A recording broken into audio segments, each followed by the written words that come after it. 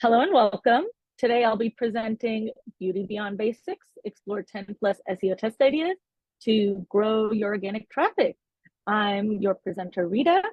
A little background on myself. I'm an A/B testing consultant, and I have worked at Search Pilot for about 4+ years. In my time here, I've done quite a few experiments for customers. So I'd like to think I know a thing or two when it comes to SEO. Without further ado, let's get into it. Right before I start this webinar, I just want to give attention to something. If you are interested in SEO testing, we have many more examples that you can see on our case study page. We publish a new test every 2 weeks, and if you're not already on our case study email list, I highly recommend signing up for it. We'll email you a new case study every 2 weeks on a range of topics for a range of industries. You can use the QR code here or the link at the bottom. You'll also get a copy of the slides if you miss it here. This is the order of how I'll be going through the presentation today. The first one is explaining how we come up with our SEO hypothesis when we're considering tests for our customers. The second is on how we bucket pages on a site using the Search Pilot platform. The third is the test ideas themselves, which I hope attendees can take something from. And lastly, if we have time, we'll answer some questions. And with that said, let's move on to the first section. When we ideate for customers, we are also thinking through our SEO hypothesis, our reasoning for running an experiment for changes we make to the customer's pages. This includes 3 levers we are looking at: improving existing rankings, rankings for more keywords, and improving organic click-through rates independent of improving rankings. We are also trying to answer the question, what is our goal for this test? What are we impacting when we make this change? The hypothesis for test ideas is important so that we have a clear understanding of our intentions and what we hope to see from running an A/B test. In these next couple of slides, I'll be explaining our smart bucketing process and how we measure our results. Bucketing is a process of identifying control and variant groups for an experiment, but it's often handled manually, which can slow down your efforts and reduce your testing resources. With Search Pilot's smart bucketing algorithm, the platform handles this simpler and efficiently as it splits pages, which is a primary benefit, as it creates statistically similar groups between control and variant. The above diagram is an example of the process using these destination pages. We would take the culmination of these destination pages and use the platform to bucket them. Now we will have pages in the control group and pages in the variant group. What we want is a lot of pages of the same template and a lot of traffic. The more traffic, the better, as it allows our models to be more sensitive when measuring the results. But I'll get more into that in a little bit. You can read more about this in the linked article below. Search Pilot has the capabilities of not only running SEO tests, but CRO tests as well. The above diagram here is showcasing how these pages are differently bucketed. For SEO tests, we split them by pages. So when we run the experiment, we have the change on one version of the page. So if a user ends up on a variant page, it will only see the variant page, and vice versa for the control pages. Now, CRO tests, we're actually splitting users. This means when a user goes to any of these destination pages, there is a chance they will either land on a control page or a variant page, and they'll have that experience throughout the site until they visit the site again. I thought this would be a great way to showcase if anybody was curious, and you can get more information about this on our website. We measure our results using a 100-day look-back period of how the pages were already performing, and then model the forecast variant traffic on how we think these pages will result based on that. And while during the experiment, we are able to compare it to the actual variant traffic and measure it against that. In this diagram, the forecasted traffic is the dotted line, and the actual traffic is the solid line. This diagram is an example of a positive result where you can see the actual variant traffic is performing better than the forecasted variant traffic. This indicates that the variant group is doing much better than the control group. The fan graph is where we determine the significance of the test based on confidence intervals. This helps us determine the probability of an outcome to a certain degree of confidence that is not due to random chance. We see the same positive result from the variant data in the fan graph. We know this is a statistically significant test at the 95% confidence interval, as both upper and lower bounds are above the x-axis, meaning we are 97.5% confident that this change will have a positive impact on organic traffic to these destination pages. Now, I want to show you a quick demo of our platform so that you have an idea of what we are looking at. This will go a little quick, so please bear with me as I try to talk through it. We have the category pages of the eBay site where we make sure that the pages match a 200 status code and that the regex matches in the path. We're going to be looking at the garden hand tools page. And when we open up the live page, you can see that it's the garden hand tools and equipment category. So when we scroll all the way down, we are looking at that SEO blurb and we want to update it. We'll be using AI generated content for this, which I already have built out here. I also have a preview page open to show you. And so now we can see that that SEO blurb has changed. This is now using the copy we made and replaced the current one. And so next, let's move on to split test. We press that double arrow, and I've already had this SEO split test set up. And then from there, you would publish, and then going to the test dashboard, we can see that now it's being tested. And so when you scroll down, you have the option of looking at these graphs based on device type. The platform will also tell you what it recommends for this change. In this case, it says we should deploy it to all the pages. And then here is the forecast model, and you can see the sessions by day, as well as the fan graph showing you the test is statistically significant. This is the Google crawl insight where you can see the percentage of sessions since the test started. We'll keep to desktop for this case. You can also, and then you can see same thing that you can see it broken down by day. Same thing here as well for percentage of pages crawled. And here you can see the crawled versus not crawled breakdown for pages in the control and variant buckets. And yeah, that's basically the gist of it. That was a very brief look at something kind of complex. So again, I will share these slides after and give you a chance to look at this video again. Now, let's introduce our key players that will be helping us with our presentation today. We have beauty-based brands, Sephora and The Body Shop. Sephora, found in 1969, sells a range of different brands within the makeup, skincare, fragrance, and hair care categories.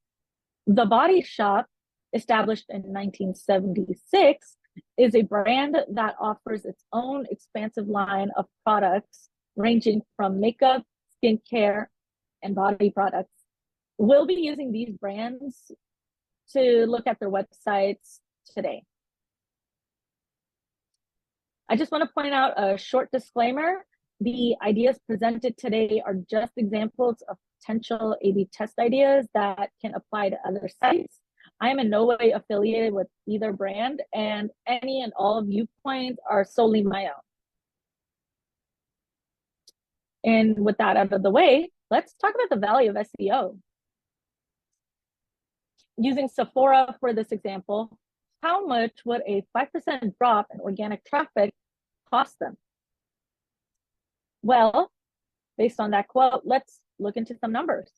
Back in 2022, Sephora's total e-commerce revenue was an estimated $3 billion, and we can infer this revenue number is due to their website, opening new stores, and overseas expansion. Well, assuming 30% of this revenue comes from organic traffic, we have around $900 million that we're looking at. If Sephora experienced a 5% drop in their organic traffic, they would potentially lose $45 million in sales per year. That's a large amount of revenue loss because of a 5% drop in traffic. That's why Search Pilot exists and why we care so much about SEO testing. It's critical for large enterprise brands because it allows you to get both winning tests and improve organic traffic, as well as reduce the impact of a negative change. We work with some of the biggest brands in the world who might not necessarily be looking to increase their market share by a massive number. It's also ensuring that they don't roll out something that will negatively impact their organic traffic. We communicate these results so that you and your SEO team can make decisions based around what you feel is best. The takeaway here is that sometimes our customers' biggest wins come from never deploying losers rather than from only deploying winners. And a good way into this section, let's talk about testing. In this presentation, I will have 4 categories filled with ideas: metadata, content, on-page and internal linking, and lastly, technical SEO. The focus here is to come up with SEO test ideas that can turn into good SEO hypotheses. We have specific strategies for creating SEO test ideas that are unique to our customer, but it returns to this basic structure. We have crawling, indexing, and ranking. We ask the questions, is the idea one that you can crawl and index to rank these pages? And should we be ranking these pages? And so let's get started. This first set of test ideas is focused on metadata. Metadata includes title tags, descriptions, H1s, and the like. Between both websites, there are a few suggestions we can try to test that may impact SEO. In this first one, using the Moz free keyword analysis tool, when we look up Sephora in the body shop, we see the next most search term is the inclusion of near me after the brand name, with around 200,000 and 4,000 search volume for the term respectively. I just want to say that the traffic levels for both websites are very different, as Sephora is a hub of multiple brands, meaning it will generate more user visits when compared to the body shop. Returning to these keywords, this implies that users search for their closest physical locations for these stores more often than anything else. So how do we utilize this information? We can add the keyword near me to the title tags. Titles are a great way to great to test, since we know in SEO, titles can help rank pages, which in turn helps increase organic traffic and improve click-through rates for these pages. For Sephora, the current title tags of their local pages display in the SERP beauty stores and services, and then include the city, the brand name, and the closest physical location. This example is Austin, Texas, and the nearest physical location is the Arboretum. Apologies if I misspelled that or mispronounced that. For Sephora, the current title tags of their local pages Yeah, so they display that. And what we can do is add near me, because then that should, if Google were to truncate, at least near me will still be there in the title, which should help these pages still rank since near me is a high searched keyword. When I searched the body shop with the destination, which is Fresno, California, we get the first result, which simply says fashion fair. This is the Fashion Fair Mall. This seemed interesting, especially since nothing indicating the physical location is in the actual title tag. Upon further investigation, we can see that Google is instead pulling from the H1 on the page to display in the search results. Back in 2021, Google was testing using the H1 and ignoring title tags. I believe Google is still doing this to some capacity if it's finding the content on the page more relevant and helpful to users. So in this case, the H1. So what can we try for these title tags? We can formulate and test a few variations with the titles on the Body Shop website. The first is adding the brand name, city, state, and physical location within the title. In the first part where we are adding the brand name, this is because the brand name's search volume and brand credibility could help boost rankings and be much more difficult for Google to remove from the results. Adding the city and state adds more destination keywords to entice users to navigate to those local pages. And finally, we include the physical location, the Fashion Fair Mall, to incorporate what Google thought was initially better for users' search queries. The second is looking at the same setup of these local pages, but adding near me to the title tag. Since this keyword was the second most searched term for the Body Shop, I think including it in the title of the local pages can help boost rankings for the page and be more relevant to users' search queries.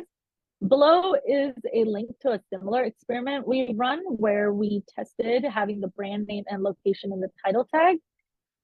For this customer, it proved to have a 9% uplift in organic traffic when we tested it on travel pages. Testing this on your site, you can see if you can achieve similar results. You'll see links to relevant case studies throughout this presentation. So look at them if you want more information on how some of these experiments played out. Now let's move on from local pages and start looking at some PLPs and PDPs. Sticking with title tags, we noticed that some competitors add the number of products they offer to their title tags. This could be a great way to get users' attention as it entices users to click through from the SERP, since it may show that your website has more product availabilities than other competitors. This gives users a sense that they're more likely to find the product they are looking for. In this example, we are adding the exact number of products offered on Sephora's PLPs into the title tag. In the past, we have tested adding approximations over actual numbers and saw inconclusive results. So if you do try this, we recommend using the exact numbers. And again, you can read more about this in the case study below. And here we have the same idea applied to the Body Shop's PLPs, giving users more relevant information about how products are listed and available from the Body Shop's brand. And what about adding it to meta descriptions? This is more of a hypothetical situation as we haven't tested this, but we can try the same idea of adding product availability to the descriptions. While meta descriptions aren't a ranking factor for Google, they can still be helpful. These descriptions give a short snippet of what your page is about, providing more information to the users.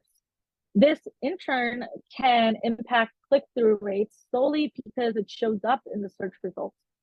I want to highlight that this may be difficult for some as product availability changes often, which can make it difficult if you are having to manually change it every time. What's nice about Search Pilot is that we have the capability to do this easily. The platform can actually create a dynamic variable for the number of offered products and inject it into the description. So when the availability updates, the numbers in the description will also update. We can also test this across multiple pages rather than having to manually go and change each page. And then here's an example of Sephora's PLPs where we added the exact number of products to the description. So it'll be that 892 products tick for. And here's the same example on the Body Shop. Compared to the instance for Sephora, we added the number of available products as the first sentence. The placement of these product availability numbers and keywords will differ for every website. You'll just need to figure out what works best. But for the Body Shop, I believe it made more sense to add it first so that it's less likely to be truncated by other keywords. So 20 products to discover. Continuing with descriptions in the SERP, SEOs meticulously craft the descriptions to be informative to users while also targeting specific keywords that users might be searching for. So in this example, we have Sephora's hair care PLP, where Google does display the exact description in the SERP as it is set on the page. However, when we search for a similar PLP for the Body Shop, we can see an entirely different description displayed in the search results. Unsurprisingly, Google generates its description based on what seems better for users' search queries. Again, SEOs craft these descriptions based on what they believe is helpful to users. So looking at the description that Google displays here, we have to wonder, where is this even being pulled from? Well, navigating to that PLP, we see that instead of displaying the set description of the page, Google has decided to pull from the block of SEO text from the hero image. This text is very informative as it is more about the page and includes more long tail keywords than the original description. This can quickly become a conversation and potential test idea on the placement of SEO text. But for now, let's just stick to what we see here. If we want to know more about the content above the fold, we have a case study where we tested something similar that you can check out. So now that we know Google is pulling the text from this SEO text in the hero image, we understand that Google is not respecting the meta description we have in place. So how do we counteract that? We can test out adding a data no snippet attribute. The data no snippet attribute is a great way to adjust how Google presents your content in search results by specifying what we would like to exclude when search engine crawlers are on the page. In this example, we see a code snippet of the PLP where we see the head and body tag. We have the meta description we initially set for the page in the head. Meanwhile, in the body, we have the rest of the content, including that hero image from those hero images. Sorry about that. When crawlers look at the page in the control example, they choose the container with the SEO text over the description to display in the search results. In this variant example, we add the data no snippet attribute to the container, stopping crawlers from crawling and indexing that content. This will force Google to use the meta description to display in the SERP, ultimately respecting it. This is a good one to test out to see which one performs better, Google's version of the description or the original one. We have run an experiment like this and we saw less than favorable results. However, there were many times when we have proved Google wrong. Google has much more user data showing snippets it believed were better for user search queries. So with this in mind, we may have varying results since every website and industry differs. Now let's talk breadcrumbs. Breadcrumbs are crucial navigational aids that allow users and crawlers to understand the website structure and how they're connected. Here we have a product page on the Body Shop's website where breadcrumbs link to specific destinations, to the homepage and PLPs. This last one, however, is the full product description and is not linked. This is a great way to introduce more long-tail keywords, as long-tail keywords can cater to specific user search queries, and it can enhance visibility in the search results.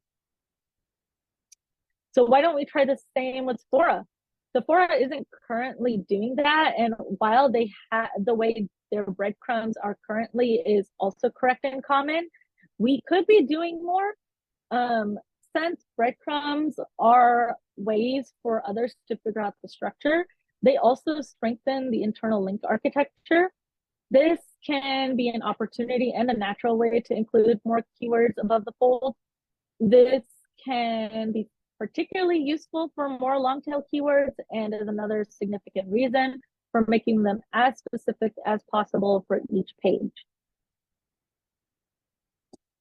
Returning to PLPs, we noticed that Sephora includes the same breadcrumb architecture twice on the page, one above and one below. While this is an excellent way for users to navigate the site easily, it may hurt SEO. You could also be sending out more link equity than you need to. Something we can test here is having one set of breadcrumbs and see whether it is more beneficial at the top versus the bottom. Here we can ask questions. Do you need to have it twice? And is there a potential to remove it? One might be more impactful to organic traffic than the other, and removing one might consolidate more link equity to those PLPs in the breadcrumbs, since we would be reducing links. On our last stop for metadata, we noticed something else on Sephora's PLPs. This hair oil heading on the page is not the H1, but a div tag. The H1 is still on this page, but has been visually hidden. I'm not sure why they are taking this unique approach, but let's try to understand this more. Using Google, I used Google's rich results tool, and it did recognize both tags. And maybe Sephora has done its testing and saw that this works better. However, we believe exclusively utilizing the H1 tag can significantly impact SEO. Similar to the last idea we just spoke about, we could potentially test removing the div tag version and unhiding the H1 to see if there's a reason to have it twice or if it's better to have one choice over the other. Now let's talk content SEO tests. This section is just a couple of ideas we can test regarding what users see on the page, layout changes, adding content, and so on. Here's an example category page with 4 listed products next to each other. This is Sephora, by the way.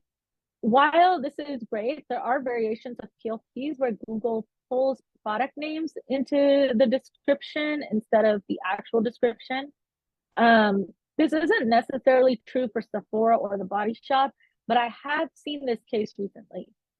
In the meta description, if the meta description isn't deemed informative enough to crawlers, it might be worth adding something to these pages, but I mean, what could we add? Well, let's take a look at this product. Looking at the PDP of one of the products, the Charlotte Tilbury Hollywood Flawless Filter. I'm not sponsored. We can scroll down to the about the product component and we can see there's a short snippet on what the product is. In this case, it's the what it is section where we see it says a complexion booster that blurs, smooths, and illuminates for a real life filter effect. That seems nice. This is a great summary to describe the product if users are having a quick glance at it.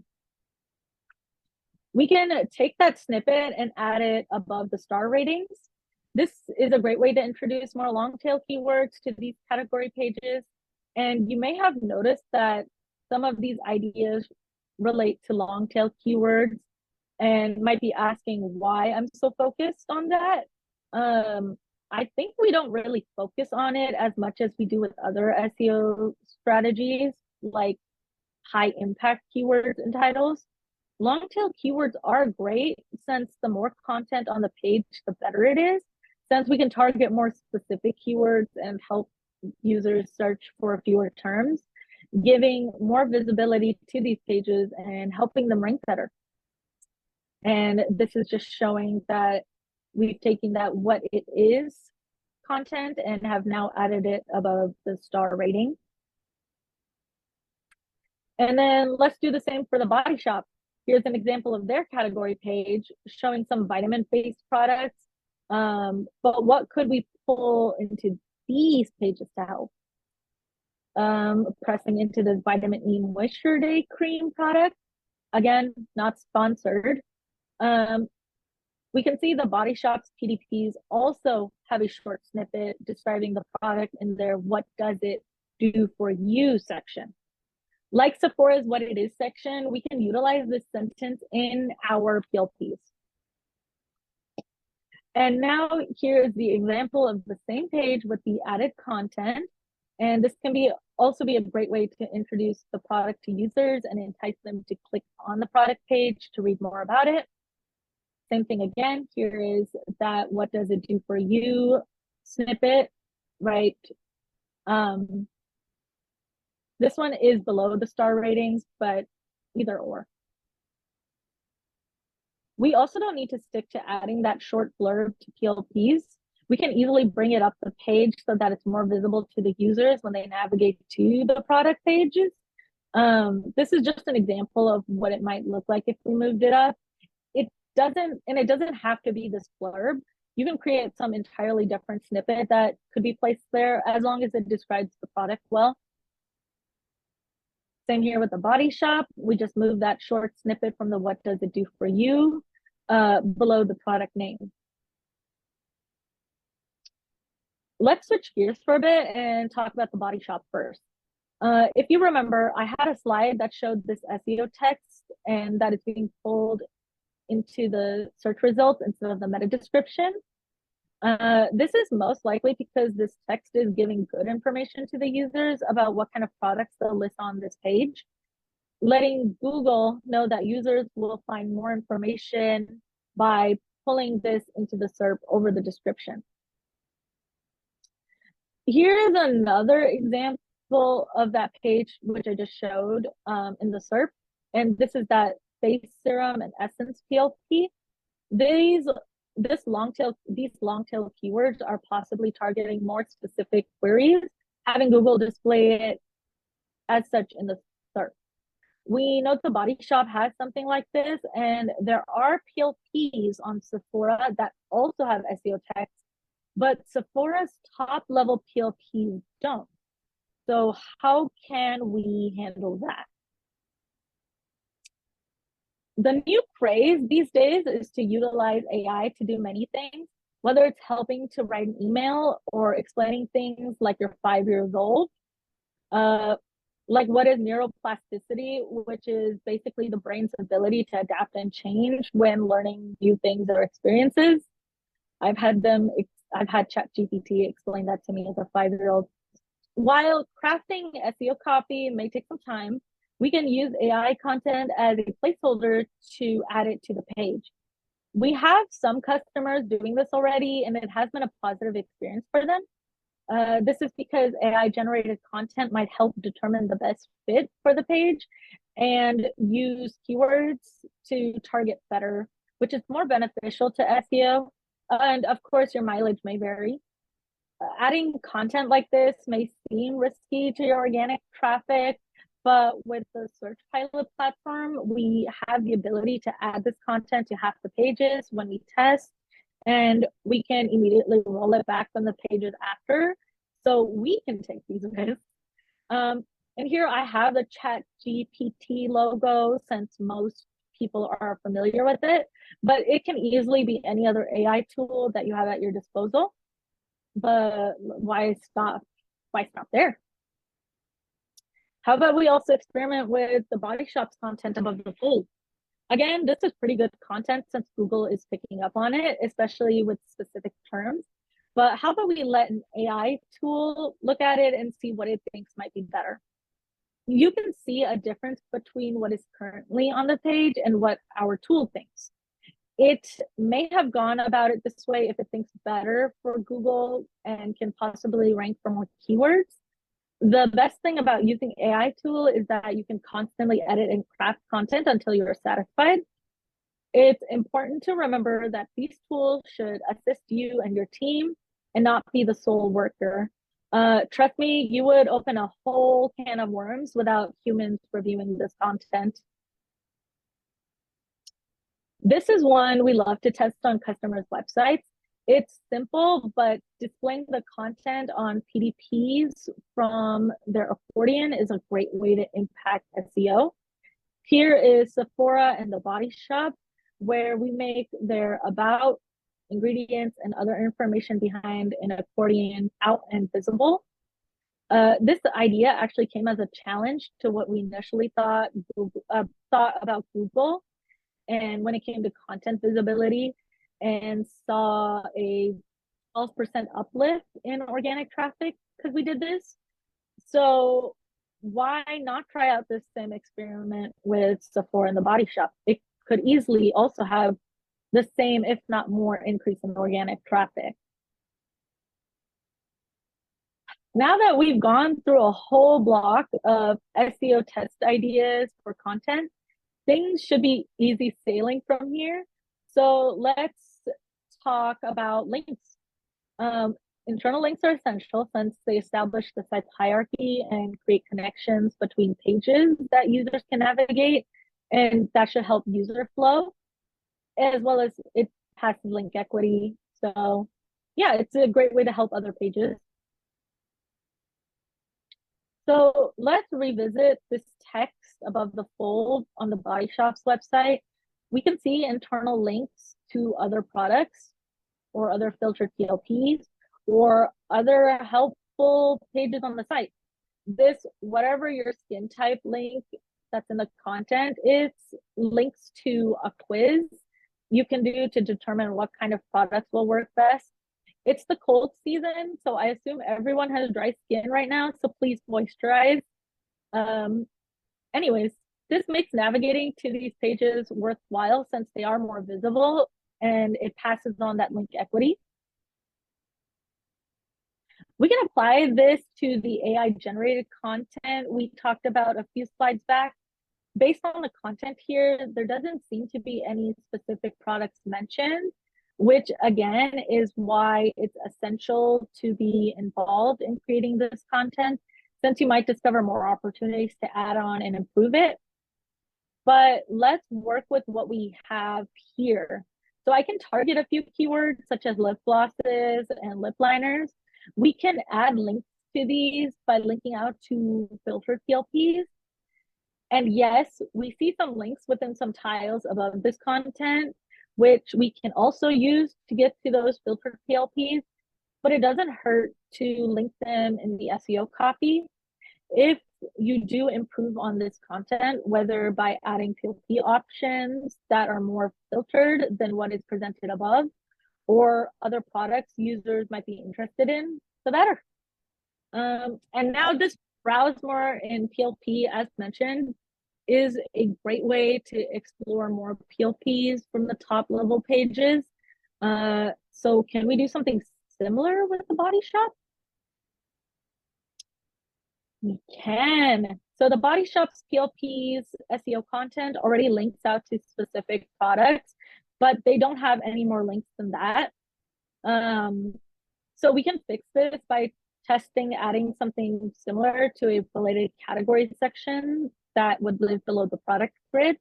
In this example, we're on a lotion hand cream page, but we can link to other PLPs categorized in body. So oils, soaps, scrubs, these all came from the nav. This is a great way for crawlers to discover and index these pages in the search results, which should lead to more organic traffic. It'll also allow more link equity to pass to these pages as users navigate the site. Now we've arrived at our final destination, and it's the quickest section with only one test idea, the technical SEO portion. Technical SEO is basically optimizing your website's technical elements to improve it by making it faster and easier for crawlers and users. I only have one idea for this portion, but I'm sure there are all sorts of things we can experiment. But for now, on this British Rose hand wash page, we ran a lighthouse analysis on it and found that the cumulative layout shift, or CLS for short, at the time scored somewhat high when measured. CLS is one of the determining factors of how your page is doing for core web vitals. Depending on where you read, I believe most say that a great CLS score needs to be 0.1 or less. With a high CLS, so like this 1.002, the page loaded slowly and shifted much of the layout while doing it.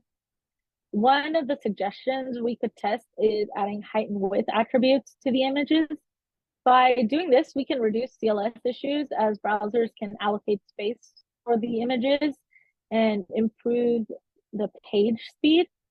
And then let's not forget to mention it will improve user experience, which can contribute to better SEO performance, since it'll probably have a more positive user experience, leading Google to promote it more by ranking it higher in the search results.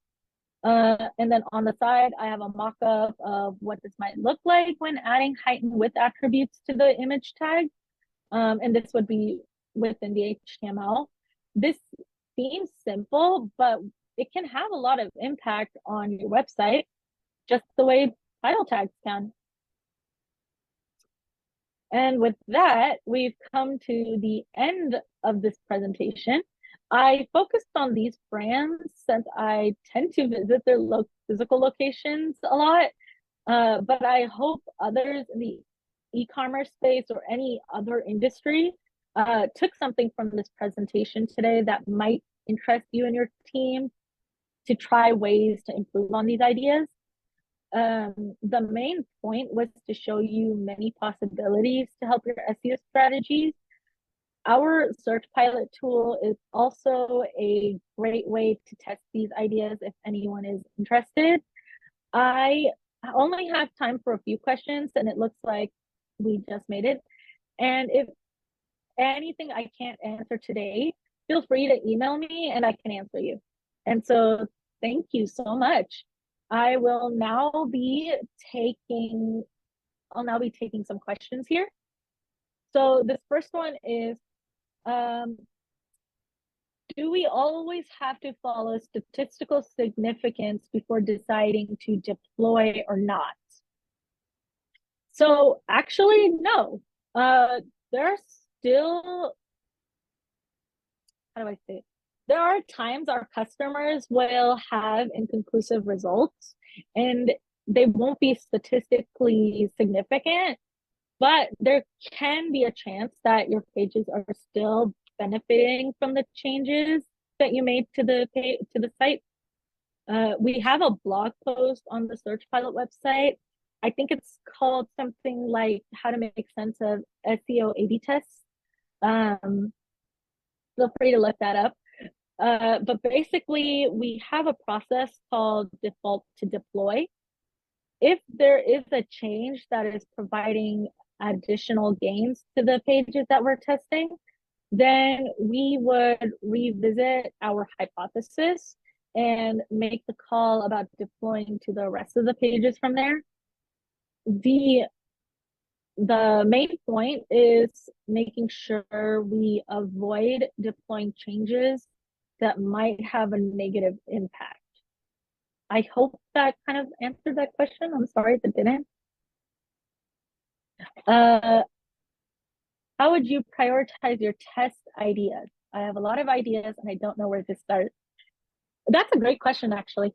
I think personally, my progress for this is obviously to look through each type of page template and just kind of take down as many test ideas as possible. The thing that it comes down to the most is your SEO hypothesis.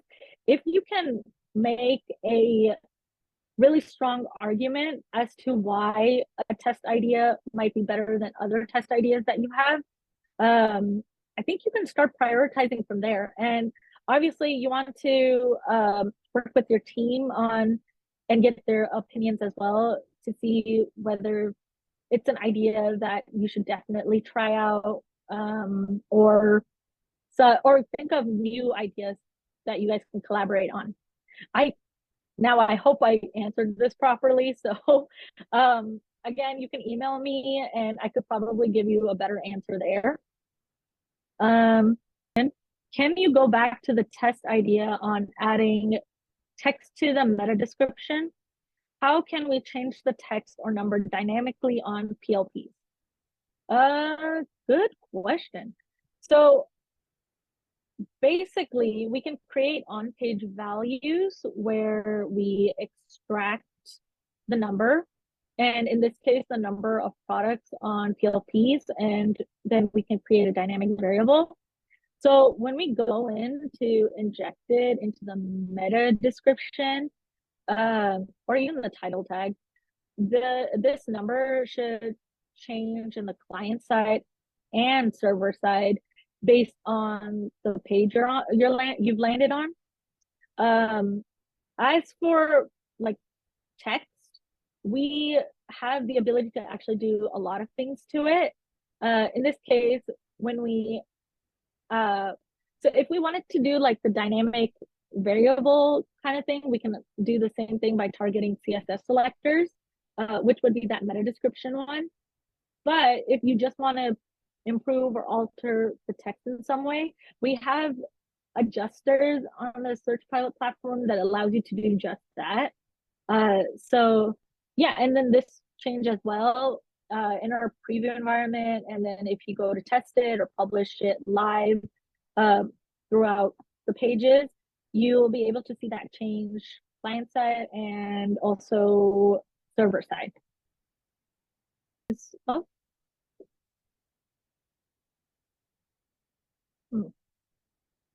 Okay, I think that's all the questions there are. Again, thank you everybody for joining, and I really do hope that some of these ideas inspire you to go and try out. And again, if there's any other questions or clarifications you want, feel free to email me, and I am so happy to answer. And with that, you are all free to go. Thanks again.